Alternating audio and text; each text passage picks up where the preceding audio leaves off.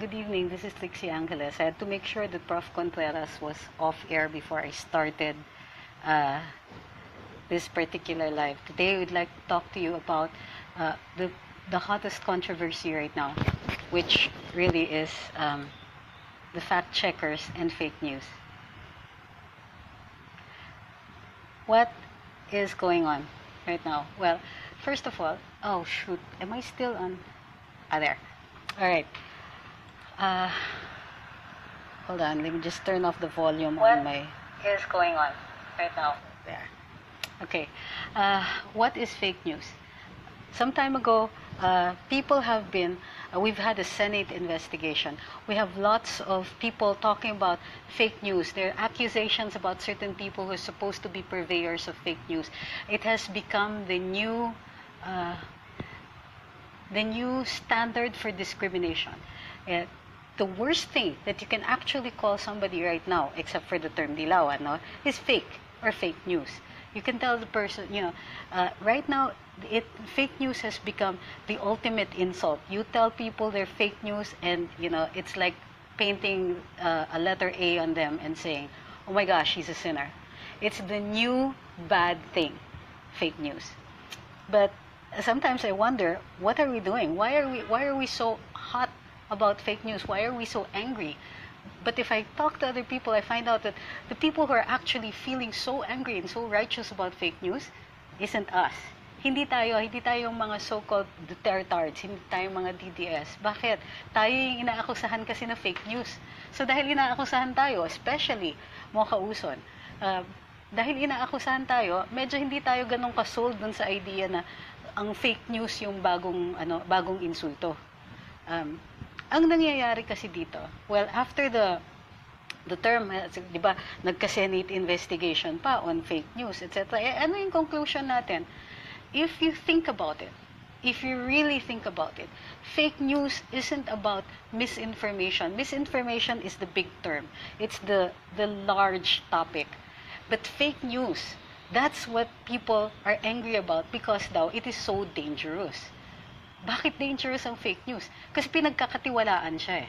So yung dating pinagkakatiwalaan natin, hindi na natin mapagkatiwalaan kasi hindi natin alam kung ang binibigay nila sa atin totoo, hindi. Now this holds true for the media. Kasi dati, pagka nasa dyaryo yan, pagka narinig natin sa TV, as far as we know, that is the truth. Ngayon na lang natin naiisip na, wait a minute, after a long time, after President Duterte has won, and after we see how the numbers of the supposed dead in the drug war are being manipulated to portray this president as somebody who is a tyrant, somebody who is not after our own interests, somebody who is dangerous, and somebody who must be removed, tayo yung nagko-question ngayon. Teka muna, pagkakatiwalaan na pa ba natin ang media? Pagkakatiwalaan pa ba natin ang news? And so yes, it is dangerous. Fake news is dangerous, but fake news does not equal misinformation or disinformation. First of all, fake news has to be news. Diba? Pinag-uusapan natin parati ito. Tatlo ang elemento ng fake news, and this is supported online. You can check it online with at least 3 dictionaries. Fake news has to be news, or purports to be news, or pretends to be news. The point is, it has to look like it is news. Kasi nga, otherwise, it's just misinformation or disinformation or incredible or information that lacks credibility. Second, it must be false. But the falsity has to be intentional. Meaning, you're trying to convince people of something that is untrue. Okay? So there's this intent also. The third element is the intent to deceive. Okay? It can be fake news only if there is that malice, and it looks like news, and it pretends to be news so that people will accept it. That is fake news. Now, the most dangerous kind of fake news is the one that comes from well-established and traditional institutions. Halimbawa, ang tagal-tagal natin pinagkatiwalaan yung mga major broadsheets natin at saka yung mga TV stations natin. Dati, pag nakikita natin na nasa TV, pag sinabing ito akusado, para sa atin guilty na yon. Kasi ganun ang tindi ng paniniwala at pagtitiwala natin sa mga naghahatid sa atin ng balita. Pero ano nangyari? After Duterte, kine-question na natin sila kasi nakikita na natin yung mga weaknesses nila. Nakikita na natin na minamanipulate nila tayo sometimes, na minamanipulate nila yung information na binibigay nila sa atin. And how do they do this? They do it by being selective about what we see, by editorializing, by telling us what is important, what they feel is important. They feed us only things that they deem are important to get our attention. But they don't report on things that we feel are important anymore. And nung naghiwalay yung landas natin sa pinag-iinteresan natin na nire-report, that's when we started questioning. Surprisingly, nung nagtatanong na tayo, nung kini-question na natin yung pagtitiwala natin dito sa media, lumabas yung issue ng fake news. Pero sino yung sinasabi nilang fake news? Definitely not the traditional media, kasi sinasabi nila, sila daw, vinevet nila yung information. Sila daw, they have editors. Sila daw, they will lose their jobs if they give us fake information or fake news. And so they are backed up by institutions. They're backed up by history. They're backed up by research. But who's to say, for example, that bloggers don't do the same thing? That we don't call each other out? That we don't vet our own information? That we don't do research? We provide people with source materials as well. But we also get information from places that the traditional media is no longer capable of going. So, nakikita natin na at least dito sa Pilipinas may great divide. The issue of fake news isn't as, kumbaga hindi tayo ganong ka-enamored, hindi tayo in love dun sa idea ng fake news. Na ganong kalaking kontrobersya siya, na ganong kalaking problema siya. Kasi tayo yung tinatawag na fake news. Yung mga nagbablog, yung mga tao, kadalasan, yung mga naniniwala dito sa administrasyon na to, tayo yung tinatawag na fake news. Kaya buti na lang, hindi tayo ganon kasold. Pero sa ibang bansa, the world over, malaking issue ang fake news. Kasi nga, at this point, people are already questioning. Dahil sa social media, dahil sa internet, dahil laganap na ang ibang sources of information, ngayon nakikita na natin yung editorializing na ginagawa ng mga traditional news outfits. Anong ginagawa nila? Nagbibigay sila ng story that they think is important because it pursues their particular interests. Meron silang mga storya na hindi ikinikwento sa atin. Halimbawa, involved sila sa skandalo, definitely yung pahayagan na yon, hindi nila i-report yan. Pero dati, nung wala pa tayong alternative means para malaman natin na totoo man yun na hindi, tinatanggap natin na yun lang talaga ang importante nating malaman. Ngayon, too late. The floodgates are open, the internet is available, there's Google and other search engines para makahanap ng mga alternatibong sources of information. So, however, pansinin ninyo, ang isang ginagawa nila is they have presented to us a problem. The problem is fake news. And this is very dangerous because it can cost lives. Oo nga, totoo yan. It can cost lives. Kasi ang tagal natin naniwala dyan sa media eh. Ang tagal nating naniwala na sila lang talaga ang credible maghahatid sa atin ng impormasyon. Pero ano nangyari? We ended up electing certain leaders over and over again. Certain families established dynasties and perpetuated themselves in power. Bakit? Kasi sila, lalo na dito sa Pilipinas, sila po ang nagmamay-ari ng mga media. Diba? Sila po ang may hawak ng mga major broadsheets. Sila po ang may hawak ng mga major television stations. At sila din po ang nagpapalaganap ng kanilang sariling power, kanilang sariling political power, kasi nakokontrol nila yung nakikita natin. At ang nakikita natin, ang pinapakain lang nila sa atin, kadalasan, ay tungkol sa kanila. Diba? Saan pa bang bansa tayo magkaka-interest kay Chris Aquino? Ang dami namang magagaling. Diba? But she's interesting. The point here is that sabi nila may problema sa fake news, therefore, meron silang solusyon. Ang solusyon sa fake news ay fact-checking. Oh, wow. Di ba? Parang ganda-ganda ng term, fact-checking. It seems so objective. It seems so, oo, tama, no? Parang totoo nga. Fact-checking, ito ang sagot sa fake news. Di ba? Pansinin nyo, sina Ellen Tordesillas, ganyan-ganyan. Ang Rappler, parang sinasabi nila, ito na, the problem is fake news and we are the solution. We are going to provide you the solution. It doesn't hurt na tinatago nila kung ano yung mga business interests nila. But let's look, even in the United States, ang laking issue yung fake news. Tapos ang laking feeling nila, wow, ito na yung sagot. Fact-checking. Let's take one particular institute. ang nangunguna dito sa so-called solution to fake news called fact-checking ay ang PolitiFact. Ang PolitiFact ay isang bahagi ng Tampa Bay newspaper, ng isang dyaryo dun sa Tampa Bay, which is Florida. At dahil sobrang, wow, parang, ang ginagawa nila is, chine-check nila yung mga sinasabi ng mga politicians nila. At sinasubject nila, tinitignan nila kung totoo yung sinasabi nila. Ito yung problema. But at the start, wow, bentang-benta sila. Super benta. It was so super benta to the point that they won a Pulitzer Prize. Di ba? Does this sound familiar? The PolitiFact earned a Pulitzer Prize.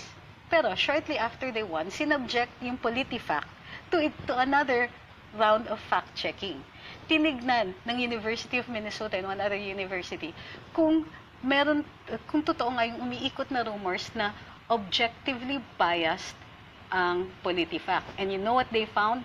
They found that PolitiFact had what we call selection bias. Namimili lang sila kung sinong politician ang so-called fact-check nila. Namimili lang sila dun sa mga sinasabi na if-fact-check nila. And in their so-called fact-checking, hindi parati nila binibigay yung kumpletong impormasyon. Okay? So, what happened?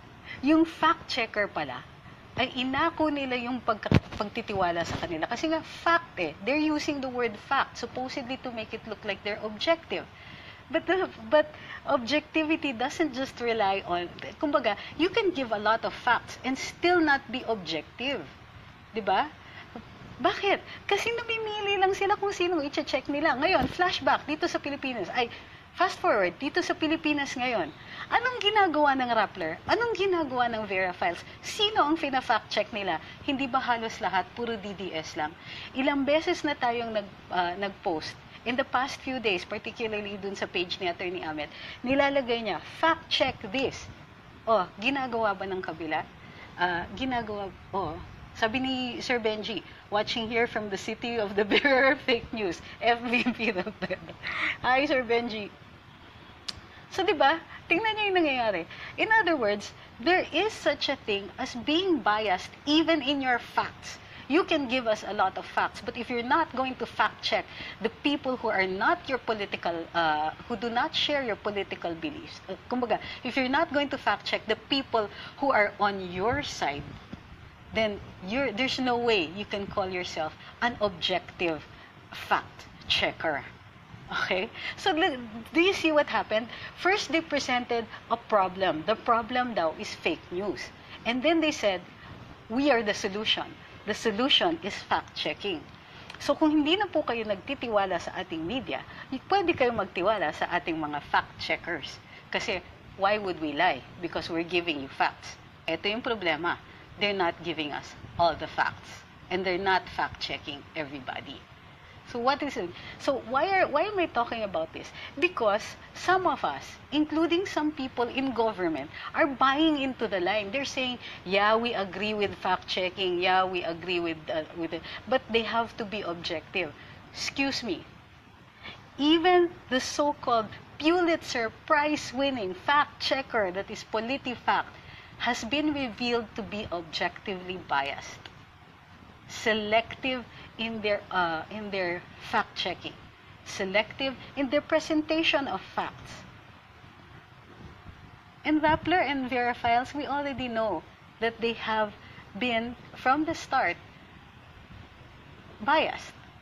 We know that because we have, in turn, already been fact-checking them since day one.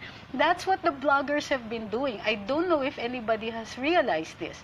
But remember what Sasot did? She blew the lid on the West Philippine Sea issue. She is the one who called out Justice Antonio Carpio and said that, wait, your citation of the Nicaragua case is wrong. In the Nicaragua case, this is what happened to Nicaragua. Diba? This is what happened. SAS was one of those first who blew these things out of the water. TP did the same thing. Diba? TP investigated Deng Vaxia. And he blew the lid on this. For the longest time, we have always felt that the DOH was not a place where corruption was rampant. But suddenly, yes, it was. Suddenly, the sacred cows that were members of the Aquino administration are proven to be corrupt. Or at least, we now have serious issues about trusting them. And we now have potential cases that are being filed against them. The real fact checkers have always been here in social media. That's why we were here. That's why that's why people have been sharing the bloggers. That's why, because we blew the lid on traditional media. We are the ones who had been checking whether or not traditional media has been feeding us the truth. Or have they just been wrapping up pretty little lies? Or have they just been telling us things that they want us to hear and not letting us in on the stuff that we need to hear? Diba? Fact-checking, social media has been fact-checking since day one or even before the Duterte administration, because during the campaign, we blew the lid on the things that they were trying to use to destroy our candidate. And this just carried on up to the present day. Fact-checking? Really? As if naman this is something new. So that's why I'm so bothered by this. And I think you should be bothered too. Because even some of our government officials are saying, yes, okay on fact-checking. Well, yes, okay on fact-checking, but not fact-checking that is being done on an institutional level. Fact-checking is done by individuals. Fact-checking is done by people like us who are mosquitoes in this whole conversation between government and its people. Diba? In the end, whatever information we get, we have to subject it to our own fact checks, to our own research, to our own biases too. We choose what we want to learn. We choose what we want to believe. But it is our choice. We don't want to have to put all our trust in institutions because institutions have repeatedly and constantly let us down. They have their own agenda. And their agenda doesn't always match with ours. We ended up with so many corrupt politicians because the media has almost always been in cahoots with them, in conspiracy with keeping them in power. This is the new era. This is the Duterte administration. We can break down these walls. We can break down these barriers. But please, let's not buy into this whole fact-checking thing because we've always been fact-checking. Yan lang po. Why am I upset? Sabi ng iba. Because government nga shouldn't buy into this whole thing. Because government should be the first to say that everybody is, the freedom of speech includes the freedom to make fiction. Diba? The freedom of speech includes our right to even be wrong in our opinions. Yeah. The freedom of speech doesn't distinguish whether we are news or not. But when you purport to be news, when you say that you are an institution backed up by research and editors and all of this, then you got to walk the walk and walk the talk. Diba? Sasabihin mo sa amin, you are worthy of your trust. Show it to us. You're worthy of our trust. Otherwise, there's the internet. We can fact check you. And we don't need people who can claim that they have some Facebook given right to fact check. Well, we don't need them. And hello, Facebook, Mark Zuckerberg or whoever is listening on Facebook, in the Facebook administration, we don't need people telling us that. All we need is for you to encourage us to always check whether this information is correct or not, because in the end, it comes down to the individual. Yeah? We will have to do our own fact-checking. That is the idea. So, do you have any questions? Dun sa mga nagsasabing bakit tahimik ang PCOO, no, PCOO is not tahimik. Actually, Secretary Andanar has said that he has written to Facebook and has actually asked now for a meeting. And we know this because Asek Mocha had originally asked if she could be the one to write to Facebook about this decision on the fact-checkers. So, tinatanong ni Chris how to stop and break this Facebook thing. First, we have to, this Facebook fact checker thing, first we have to show Facebook that it doesn't work. Diba? In the end, people have to do their own individual fact checking. That is what the freedom of speech is about. Anybody can say anything they want, provided it is not a crime. In fact, very recently, Indonesia passed a law about fake news. And you know what? It was the United States that raised the issue and said, but let's hope that this is not going to be used to curb the freedom of speech. Diba? Because what is the damage? Here's the thing, what is the damage? In the end, when we restrict something, it is because we're trying to prevent a greater damage. Ano yung damage dito pag nagchichikahan tayo sa Facebook? Gusto pa ba ni na Vera Files at ng Rappler, pakialaman nila yung pag tayo-tayo lang ang nagchichikahan? Pati pa ba naman yon? Gusto pa nilang pakialaman? Diba? That's our freedom to talk to each other. That's our freedom to discuss among ourselves. It's our freedom to post whatever it is we want, including opinion, and we don't need other people telling us whether these are factual or not. All of us can do our own fact-checking. Why are you restricting our right to speak or our right to be heard? And why is it such a big deal, this fake news thing? This fake news thing is supposed to be an issue that is related to media and journalism. This is not related to social media because, hello, for the longest time, traditional media has been telling us, you're not educated enough or you don't know the, basics of communication.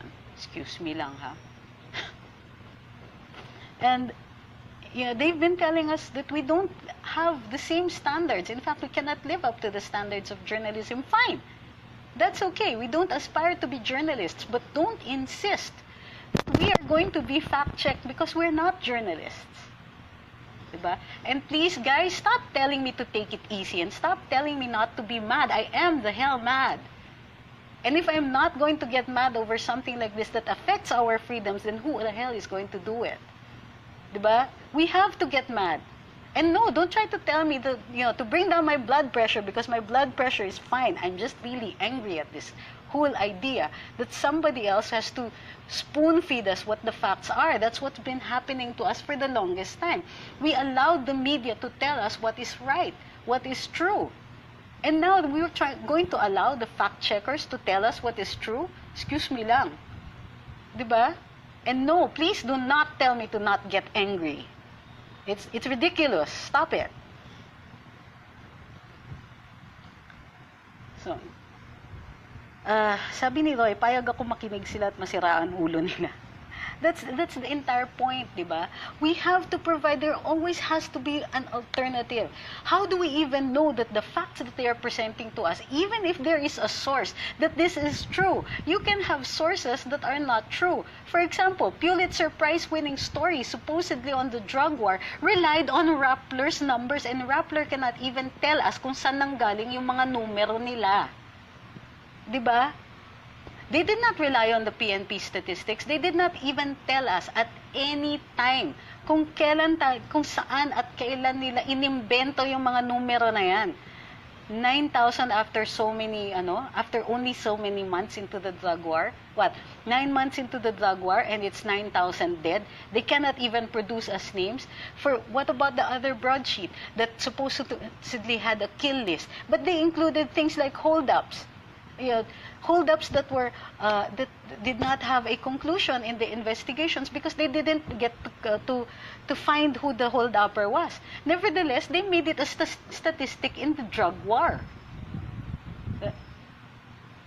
These numbers are ridiculous, and these numbers were put into a story that wins a Pulitzer Prize. Where in the world would that have happened if journalistic standards had been implemented? So fact-checking even is questionable. Kasi what are they going to do? Cite sources? What if the source they cite is Rappler?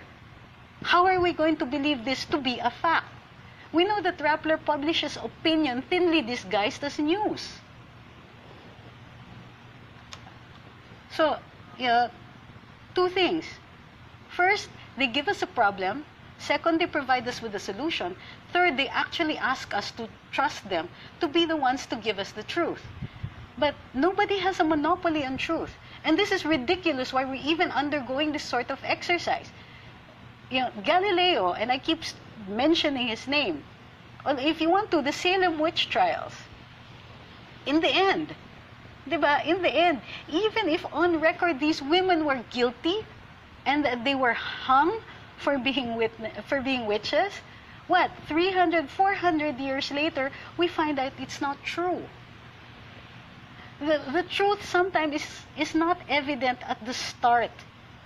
And so why are we going to stop people from talking when sometimes the truth is still elusive and can work itself out and can become evident later on? The truth before was that we fully believed in media in giving us the full stories. And we find out later on, here, years later, administrations later, years after EDSA 1, we find out that there has been so much that they have kept from us. Information that would have made a difference. So, yeah, hell, we should be angry. Hell, you shouldn't stop me from being angry. What? Fake news is not an issue. Fact-checking is a futile exercise, trying to present to us that there is such a thing as an absolute truth. There isn't any. We need facts, yes, but we cannot trust singular institutions to give us all the facts all the time. In the end, we have to rely on our own senses and on our own ability to discern, our own ability to research. And then sometimes all we need is time. Time to give us a better perspective. Time to give us a better grasp on the issue.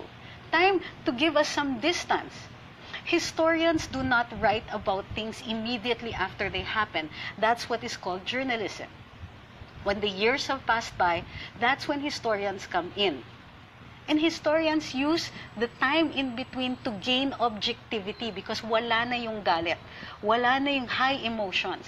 We can only write the definitive issues, the definitive history, for example, of EDSA 1.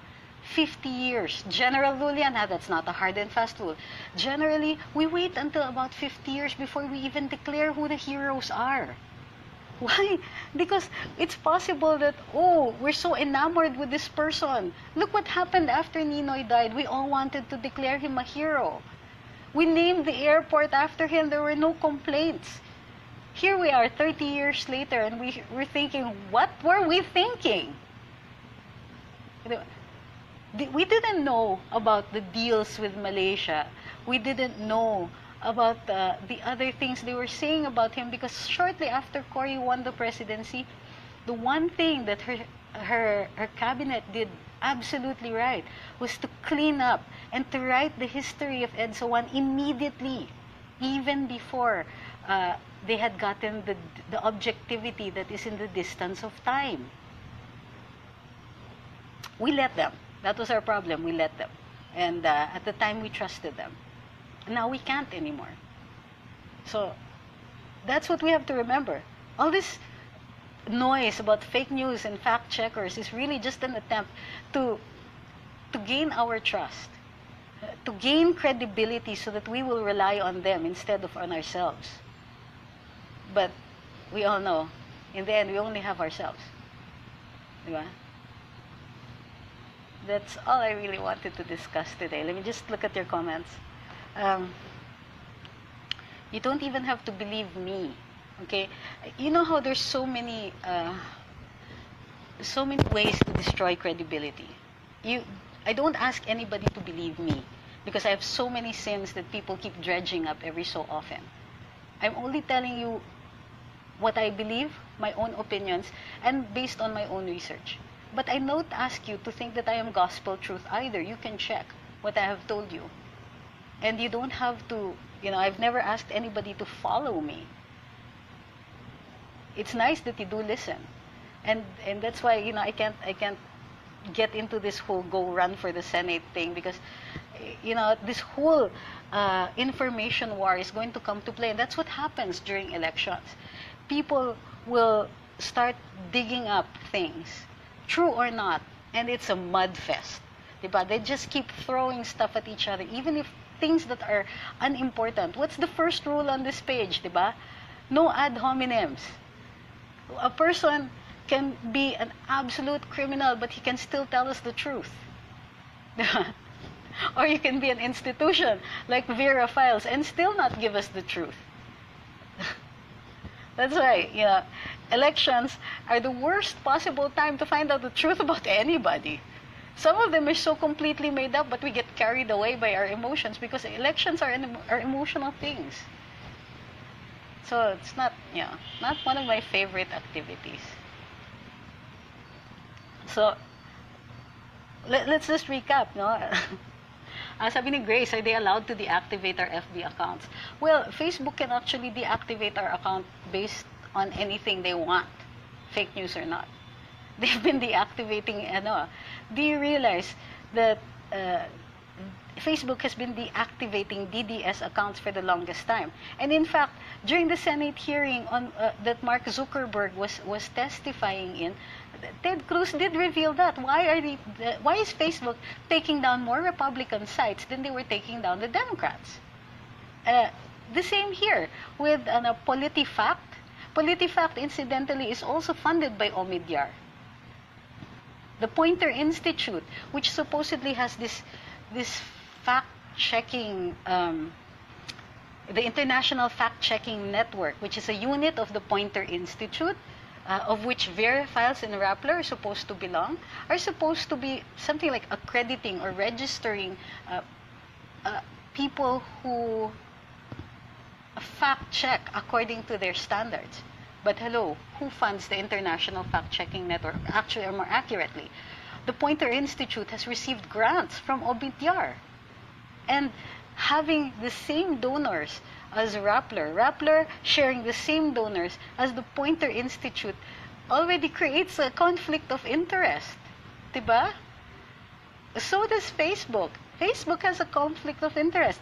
And conflicts of interest are notorious for skewing the facts.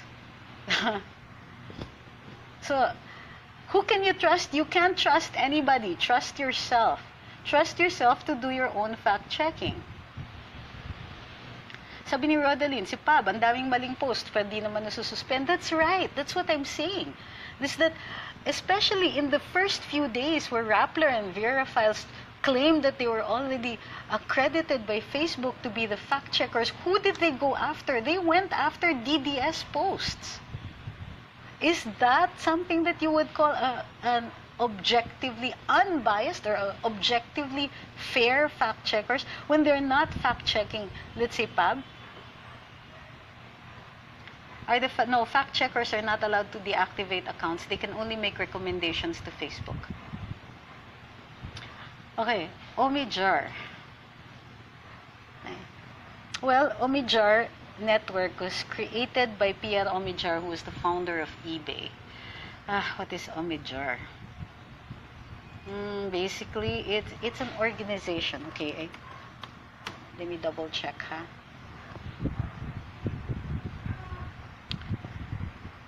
See, look at this.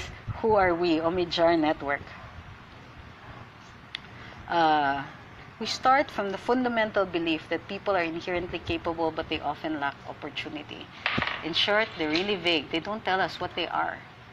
So, okay, I encourage you. Let's start looking into who Omidyar is and what they do. But the mere fact that these people share a common funder already creates a conflict of interest. Already creates a singularity of vision that we don't really think, that they will be capable of admitting any opinions that are outside of theirs. It's so incestuous. They're all related to each other. And surprisingly, they're all related to each other in the sense that they have the distinct beliefs against our own beliefs. So, Inday Angie says no to fact checkers on Facebook. Well, yeah, I agree. Leo Rigor says EDSA 1 is fake news. Let Rappler and Vera Files fact check it. Kadoming says, agree. We allow ourselves to agree in what we see and hear on mainstream newsstands.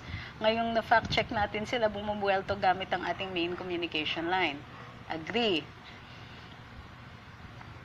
Andy Tejones says, lecturean mo nga si Karen Davila kasi ang baba ng IQ niya. Uy, kayo naman. Let's not do ad hominem here. Naglilingkod siya sa amo niyang si Lopez na kalaban ng Pangulo. Well, you're on the right track though. We look into the interests of these media corporations and find out, just what the skew in favor of their particular points of view are. Chico Christy Pace says, what if we let them do a run-through? Let them provide all the data where they base their facts publicly. That's where we come in to fact-check them back, because if they fail, the public will know they're legit. I mean, it's a bait. Let them commit the mistake real-time as proof that they're, in the end, not credible. This is a really, really good idea, Chico. I like that. Sige, let's challenge them. Sabi ni Norm, malaking problema ng mga dilawan kasi walang naniniwala sa kanila, gising ng mga Pilipino. Yes, but we cannot rely on the fact that we've discredited them. They will keep trying to come back. So anybody who has tasted power, anybody who has occupied a seat of power will never ever voluntarily or want to release that. There are very few people who are capable of doing that. So people who can say no and can walk away or can walk away from a seat of power, they're exceptional. And very, very rare. So we know that people who used to occupy power will always try to come back. And this is them trying to come back. The media trying to regain credibility. The Liberal Party trying to gain the seats of power in government again. And everybody trying to come back and being our lords and masters in our country. It just doesn't work anymore. The story doesn't work anymore. Kumbaga, we're not sold anymore. Para tayong yung mga bumibili sa grocery. Ang tagal-tagal natin binibili yung particular brand na kinasanayan natin, tapos nag-try tayo ng iba, and then you don't want to go back to the old ways anymore. That's what's happening now.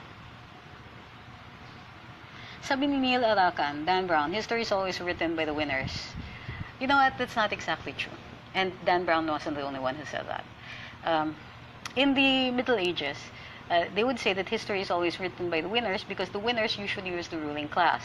And the ruling, for instance, a king wins a battle over a certain territory. Let's say he takes over a particular country. Then, of course, because he has taken over, because he's the leader, they get to write history because at the time, the only people who could actually write history were people who were educated, and that was the ruling class. That was the people who were controlled by the aristocracy. Now, there are many alternatives. You can write history even if you're not the winner. Diba? What is a battle now isn't about who is writing history, but who is believing in it. This is the battle for our hearts and minds. The battle is information warfare. And the tools that the other side are using are terms like fake news and fact-checking. They forgot that actually we've been doing fact-checking for quite some time. Sabi ni Anne, Diamond and Silk's FB page was suspended because it is a danger daw to community standards. However, Zuckerberg could not identify which community and what standards. Exactly. So, when people are saying we should move to VK or other platforms, I don't totally disagree with that. But I'd like to also battle it out here. So, first, we have to reveal the Facebook, Zuckerberg, for what it is. Look, he's making money off of us. So, isn't it just reasonable for us to demand that, for us, those of us that he has been leeching money off, he has been able to sell advertising because we're here. Just by the mere fact that we're here, he gets to sell stuff. He gets to sell advertising. Isn't it just fair that we demand something from him? Cesar Rondina says, can PCOO assign a media agency to fact-check? No. LP-inclined media companies for balance and equality. What do you think? That's my whole point there. First, let's not buy into the fact-checking thing. We've been doing fact-checking all the time, and I don't even like the term. Because it makes us look like, somebody's lying, and then somebody comes along and, we have a monopoly on truth, you're wrong. It's just, can we check on that? We've been doing that. The Facebook, the bloggers have already been doing that. Could we justify why government would have to do this? It's a political fight. So will the president be justified in checking the facts of a political party or the stuff that they say online? Isn't that also a way that we are trying to suppress the freedom of speech? If we don't want it done to us, I don't want to do it to them. But by all means, let's encourage the bloggers to continue doing what they're doing. Kasi sila yung tumatabla eh. Yung bloggers yung tumatabla dun dito sa mga politiko natin. 'Di ba? Sabi ni Sean Bacara, this just in, Sereno supporters asked the Soljan to fight Kuwalan. Yeah, I saw this today. It's another blogger who wrote the letter to the Office of the Solicitor General. I wouldn't put too much stock in it, but we will write about that and talk about this in another Facebook Live.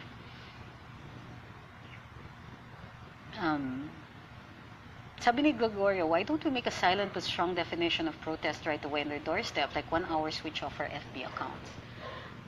Yeah, I like that. I like that idea, but the idea really is how is this going to hurt FB? And how are we going to be able to do this so that it's orchestrated? But yeah, let's explore that one. Sabi ni Neil, how ironic on Omidyar, who we are, says, starting from the premise that people are basically good, PR created a platform that gave everyone equal access to information, opportunity, and the tools to pursue their goals. Oh, diba? But in the end, Omidyar has been funding agencies that have been trying to suppress the freedom of speech. Albert Malana asks, is there a legal remedy for this? No, really, not one that I can see right now. The fight it's information warfare. It's not yet something I think that is ripe to be brought to the courts.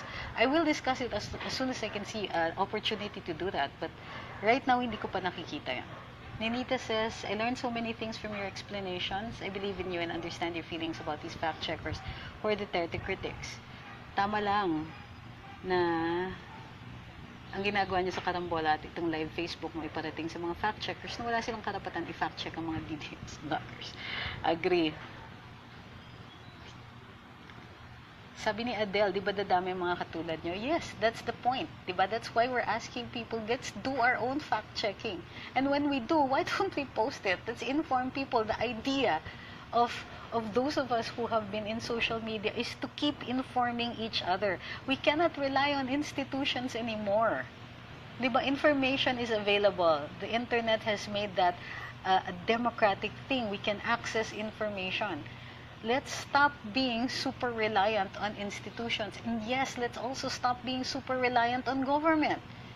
It won't always be right. It isn't always right all the time. We love our president.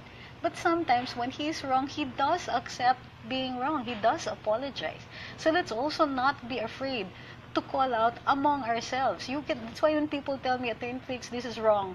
Kasi, ano na yan, luma na yung news na yan, I always take it down. Because, I'm not infallible. I'm not the Pope. I do make mistakes. And if I do, siguro at the start, I'll be irritated. But then it's mostly because I'm irritated at myself. But I will take down if I'm wrong. And I think that's something that we have to be watching each other out for. That we can tell each other, are you sure about this one? Because it seems that your source is ganito. Let's look into this. And let's help each other out. Let's we have to keep our accounts intact. So we have to, make sure that fellow DDS people are also, safe. So right now, that's what I think we should be doing, is that we watch out for each other. We watch out so that we can privately tell people, if you see something that the DDS has posted and you think that it is wrong, send a PM and say, okay, here's the link. I'm not sure if what you're saying is completely factual, but here's the link. You better look into this before somebody reports you for fake news. Diba? I think that we should be helping each other out. John Bautista says, bakit ifa-fact check nila lang ang DDS post na puro good news naman na di nababalita sa mainstream?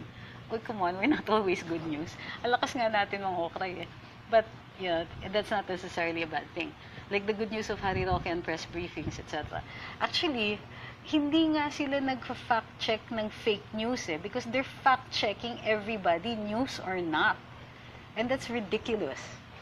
Pakialam niyo dun sa opinion ko, di ba? I'm not trying to tell people that I'm the absolute infallible source of information, but I certainly am allowed to give my opinion.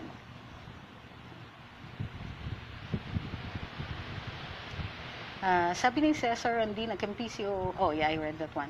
Sabi ni Ashley, mabuti pang mga DDS, mag-live na lang kayo para hindi kayo ma-fact check. Makinig lamang kami sa live at mag-establish na lang si President ng national television stations para mapakita mga katotohanan. Well, may PTV4 naman po. Sabi ni Odette, shout out here in Toronto, Canada. Hi, Miss Odette Pacaltos. Miguel Francisco says, you have to give it to their propaganda machine though. They have been experts at it for the last 30 years. Yeah, I have to admit that. Demonizing people, drilling personalities to us, even if we're sick and tired of them, this is something that our government really needs to counter. Which brings us, of course, to the issue of elections. Ako personally, I prefer new faces. I don't want anybody who's already been a politician.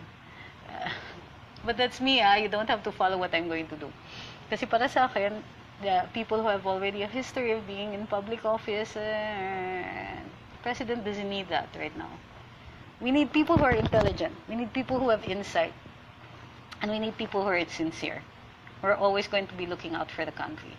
And I'm not sure about politicians who have been in politics for quite some time, or even the ones who are new but have shown to be overwhelmingly ambitious, who are in it because they want to get power. That's why, the only two names that have really struck me are Mocha Uson and Bongo. Don't kill me if I don't like your candidates. I'm just not convinced, that's all. And that's partly why it's important for us to recognize this fake news fact-checking thing for what it is. It's propaganda.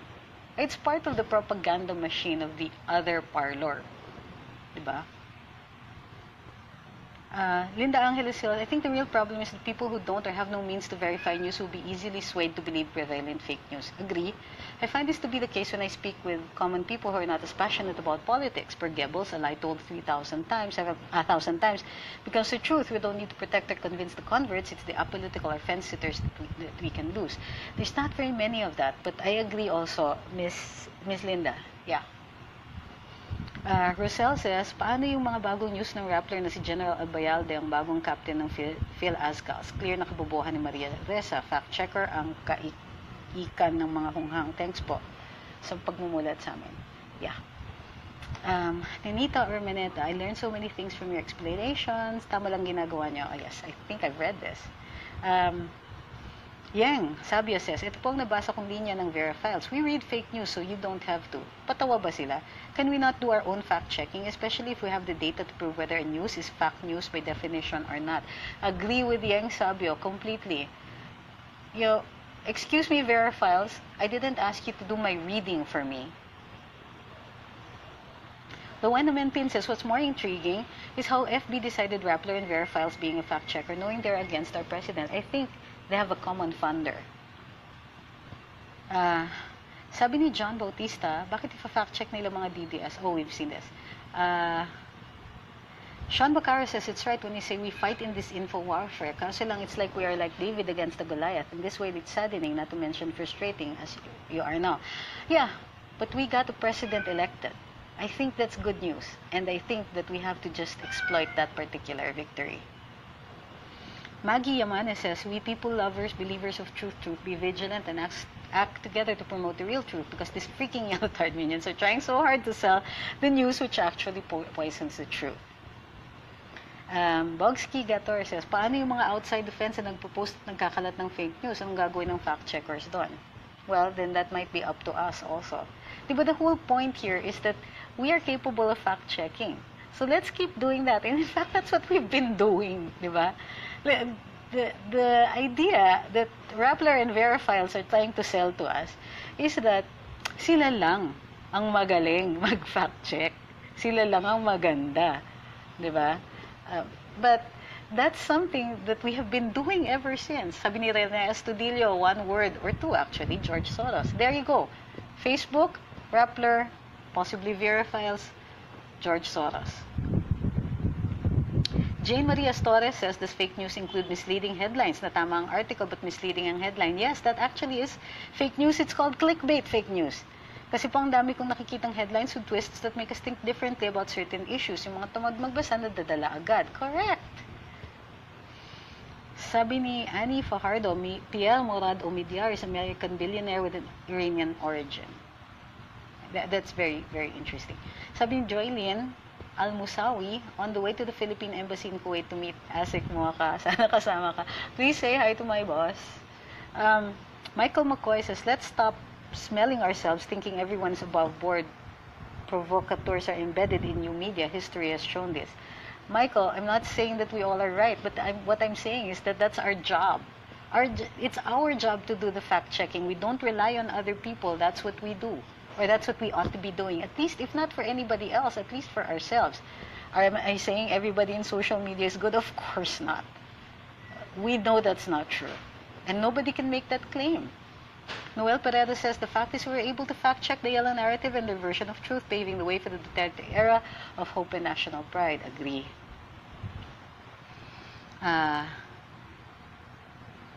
Sabi ni R.C. Terte, someone told me that plutocracy is being used to rule the world. Perhaps this is the proof because they cannot accept defeat.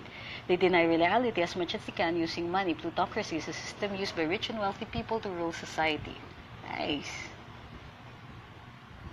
Zenon Freddy says, how about Freddy Aguilar? Personally, I think he's not qualified.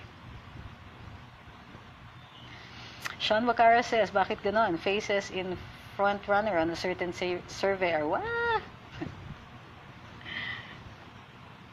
Yeah, well, maybe we should fact check that. Rain Kelsey says, not in defense of Facebook or Vera Rappler, like hell no, but I think the Philippine media has misled the meaning of the function of fact-checkers, which is to check false information, not just fake news. No, because if it was false information, they wouldn't have used the term fake news. So it's not just fake news by definition, but also false information. That's not the point eh. Kasi yun ang sinabi ng Facebook. They're going to fact-check fake news. Also, where did it become misinformation? And when we're talking about misinformation, then this now becomes a problem of freedom of speech. Kasi who says it's misinformation? Would you say that Galileo was misinformation? Would you say that the witches in Salem were simply, oops, sorry, nagkamali ako, misinformation lang? No. What is the danger? Misinformation or fake news? Fake news kasi masquerades as news. Masquerades as something far more important. Misinformation doesn't pretend to be that. So let's make a distinction. Annie Saloka says, it's disappointing that you grew up watching these TV channels and you look up to them for news and what's happening in the country. Then now suddenly you start wondering if all the news that you watched before as a kid is even true. I know, right? It's like having the rug pulled out from under you. It's like saying, okay, there goes my childhood. Roy Pahela says, dami kayong wrong spelling sa Vera Files at Rappler.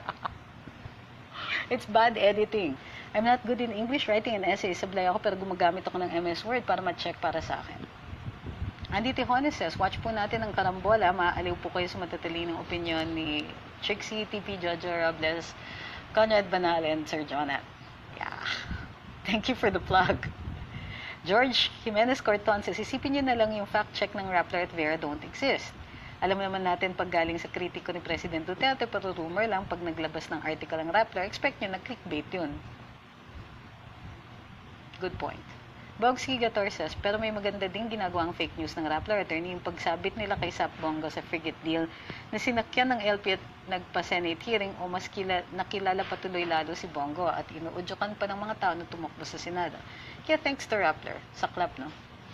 Anna Marie says, we have to do this on our own. Kaya nga may free will tayo to use it to weigh the truth from lies. If fact-checking feeds na-receive, karapatan natin yon. Don't feed yourself trash news.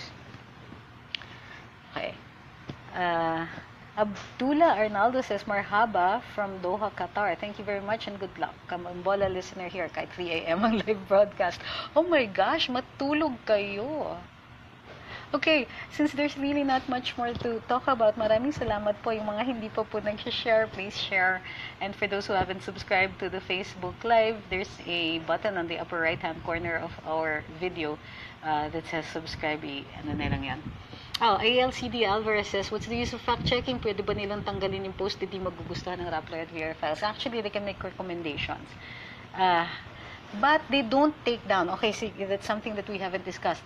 Hindi sila nagti-take down ng sites. Not Rappler or Verifiles cannot take down your sites. They can recommend to Facebook, but Facebook also doesn't always take down sites. They take down sites based on community standards. Ngayon, kung allegedly misinformation or false news or fake news lang, nililimit nila yung mga taong nakakakita dun sa iyo. So, minsan hindi lalabas yung post mo dun sa newsfeed ng mga friends mo, kahit nasa C-first kayo. Miguel Francisco says, are we supposed to rely on Tordesillas lady's definition of fake news? Okay. Actually, Ms. Tordesillas said that there is no definition of fake news, which of course means that she's wrong. Okay, if there are no other questions, I'd like to thank you very much. Maraming salamat po dun sa mga tumatangkilik sa page na ito at tumatangkilik sa aming mga Facebook Live. Kung kaya pong i-share, paki-share dun sa mga nanonood po sa YouTube. May YouTube channel tayo, Trixie Cruz-Angeles. This will be uploaded very soon on YouTube. You can subscribe there too for the Facebook Lives, but they're uploaded later. Hindi siya live, so to speak. Dito sa Facebook Live tayo. Thank you also very much for everybody who contributed such interesting and informative comments and also very intelligent questions. Maraming salamat sa susunod po na live natin at dun sa mga nag-request na mas dalasan po yung live, dinadalasan na po. Normally kasi once or twice a week lang po ako nagla-live, pero based on your own encouragement, dadagdagan na lang po natin. But we will try to discuss only one issue at a time. Maraming salamat po. I hope everybody has a good night.